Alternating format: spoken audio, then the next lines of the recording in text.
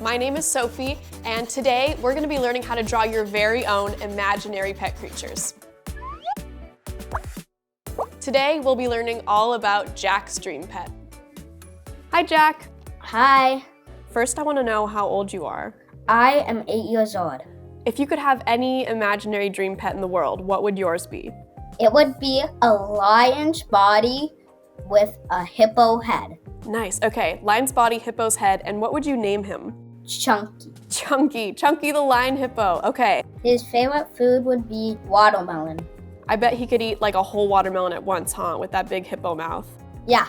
Okay, well, I'm really excited to try to draw him. So how about you go draw what you imagine Chunky looks like. I'm gonna draw him too, and then we can share our drawings with each other. Okay. All right, let's draw Chunky the lion hippo. So we're gonna start toward the top of the paper, and I'm gonna do a C shape. And watch this. We're gonna do one C, come up and around, and then a backwards C. So they're just connected by this little hill. And then inside those C's, we're gonna do two smaller C's. Underline those a little bit, and those are his nostrils. And then we'll do sort of a smiley face shape, and that's gonna make his lower lip.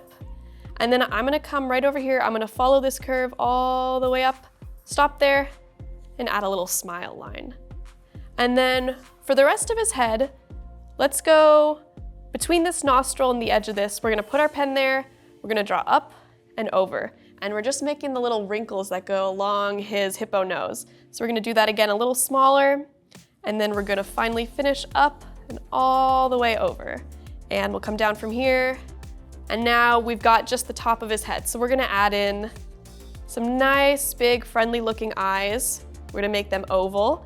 And then to do the eyes like Dr. Seuss does for a lot of his characters, we're gonna add a U, and then inside that, a smaller U. And so we're leaving this white space at the top, which makes it look like there's some sun hitting his eyes. Same thing for the other eye. And then just to make the eyes pop a little bit, we're gonna add a couple lower eyelids, some big happy eyebrows, and then a couple little lines for emphasis on the forehead. See, I'm gonna make this one a little thicker. I'm gonna bring his ears out to the side. So these are kind of like triangles, but I'm just making them a little wavier. And for a lot of Dr. Seuss's ears, he'll add a little bit of hair on top. So I'm gonna do that, and then just add a line inside each. And there we've got it, there's our hippo, and now I think we've gotta add our big lion mane. So I want you to imagine kind of a heart shape framing his head. His hair's gonna part on the top and then come all the way around. So let's go up with our pen and down. We're gonna go in this zigzaggy motion. So as we draw our heart, stopping every now and then to add a couple hairs flaring out. And this can really just get a little bit wild, right? Because he's a lion, he's a hippo, he lives in the wild. His hair's not gonna be perfect. So if you got a line out of place, don't think of it as out of place, just think of it as there's a hair blowing in the wind. So we're gonna move all the way down. This is like the bottom of his mane. And then we're just gonna show that his neck is nestled in this big mane. So we're gonna draw a couple of hairs coming around. I'm just adding lines that are kind of at an angle or going down just to put them in there. We can add a couple more little hairs throughout for emphasis. And then we'll move down to his lion body. So from here, we're gonna follow this neckline and then just come all the way out. Adding those little scribbly hairs as we go. I'm gonna stop there so that I can add his arm. And I think that he's a big confident guy, right? He's gonna put his hands on his hips. So we're gonna do a big backward C shape, add a couple of hairs as we go, and then we'll fill in the other side of this arm. So it's kind of like he's got big muscles too, right? So we're gonna add a little bit of a curve, stop for his elbow, and then come back around. So it's like kind of two oval shapes coming together. And then he's got big long hair on his lion paws, so I'm just gonna swoop around. We're just gonna do kind of these little marks to show all that lion hair on his hand. And then we'll just connect through here the rest of his body. And then I'm gonna do the same thing on the other side, but because he's facing sideways, notice when I turn sideways, you can't see this arm as much. So it's gonna be the same thing for this. We're just gonna have a little bit peeking out, and then I'll just flare his fingers, his lion paw hair out. All right, now that we've got that, let's add his legs. We're just drawing 2 lines down and adding the lion hair as we go. Once we get close to the bottom of the page, close to the foot, I'm gonna do the same thing I did for his hands. We're just adding some longer lines. It's almost like he's got pants on, right? Like bell bottoms, the hairs are flipping out at the bottom. And then this leg, I drew this line all the way through because this leg's behind, so his stomach's actually gonna be coming in front of it, and then we'll see it peeking out. We'll do those flary hairs at the bottom, and then I think it would be fun to give him some big kind of hippo/lion toes.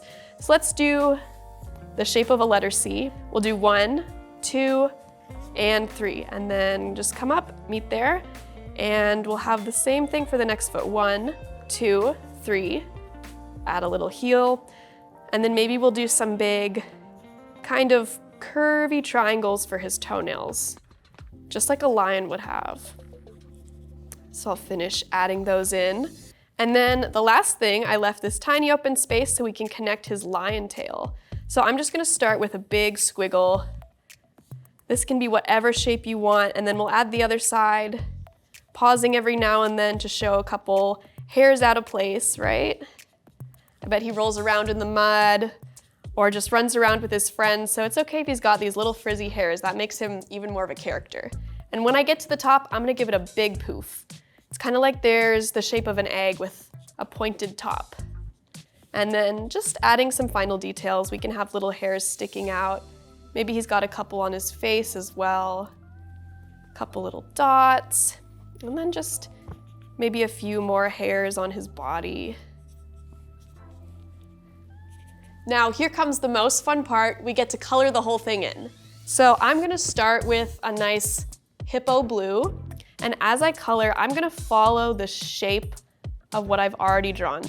I know that lions lay in the sun and hippos definitely like to go swimming, so I think he'd get the best of both worlds. And I bet he's super tall too, so he could help me reach all the high places I can't reach. I think this guy would be great to have as a friend.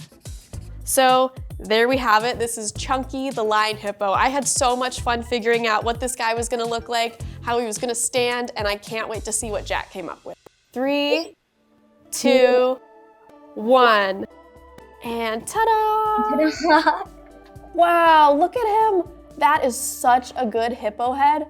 Oh my gosh, you got all the hippo features. That is a masterpiece.